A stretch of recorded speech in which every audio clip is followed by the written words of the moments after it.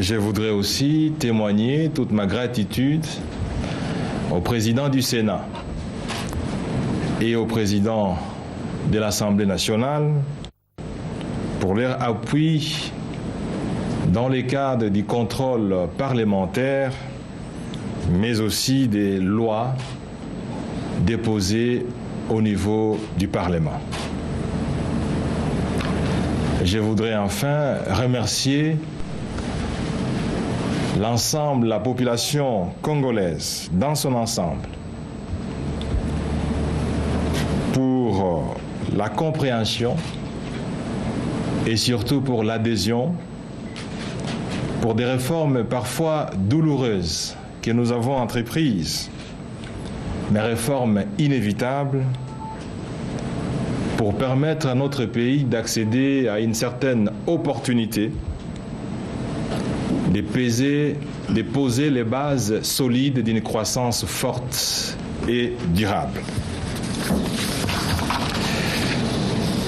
Je voudrais enfin remercier la presse que vous êtes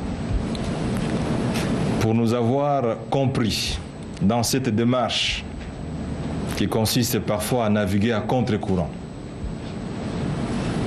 Nous avons pris l'engagement de fonctionner avec vous et de naviguer avec vous. Au terme d'une année à la primature, nous sommes loin de faire un bilan.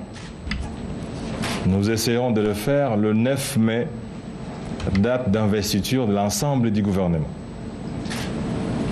Mais, mesdames et messieurs de la presse, cela ne peut m'empêcher de souligner deux aspects importants qui fondent l'espoir pour les renversements de la tendance en termes de marche de notre pays vers des horizons prometteurs.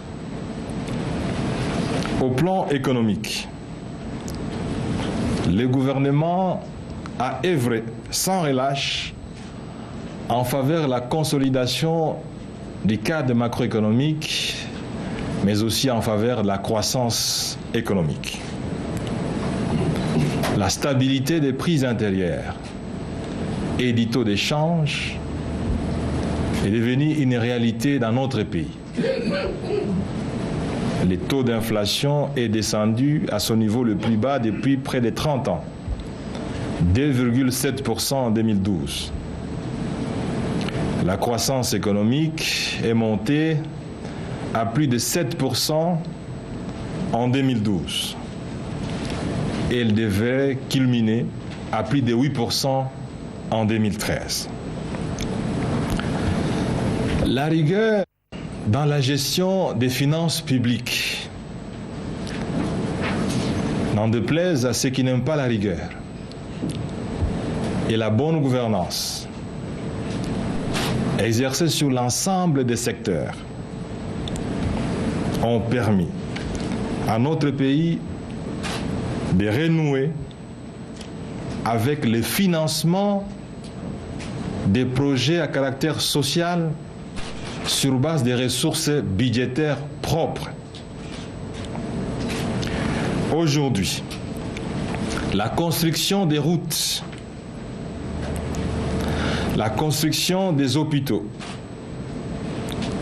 la construction des écoles, la réhabilitation et la construction des universités. Tout ceci a renoué avec des ressources propres du Trésor public. Les questions d'eau et d'électricité, les questions d'agriculture sont désormais prises en charge par votre gouvernement. Mais nous pensons que le plus important en termes de création des richesses et d'amélioration des revenus des Congolais moyens sont donc des questions qui s'inscrivent dans un avenir moyen et long terme. Au plan sécuritaire, grâce aux efforts du gouvernement, sous le leadership de son Excellence, Monsieur le Président de la République, et surtout avec l'appui de la communauté internationale, des résultats encourageants ont été enregistrés. C'est donc ici l'occasion pour nous d'adresser nos remerciements à la communauté internationale, mais aussi particulièrement aux États-Unis, à la France, à la Belgique, à l'Union européenne, à l'Union africaine et aux Nations unies pour leur engagement aux côtés du gouvernement en vue d'œuvrer en faveur de la pacification de notre pays globalement, mais surtout de l'Est du pays de manière spécifique.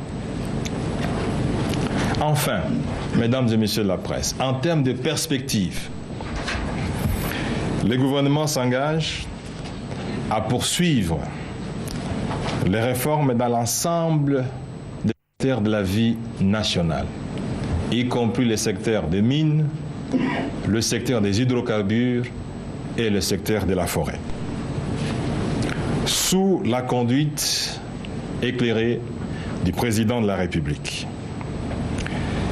L'amélioration du climat des affaires et de la gouvernance devra donc se poursuivre sans relâche pour que le rêve de tous les Congolais, celui d'avoir une République démocratique du Congo émergente, devienne une réalité un jour.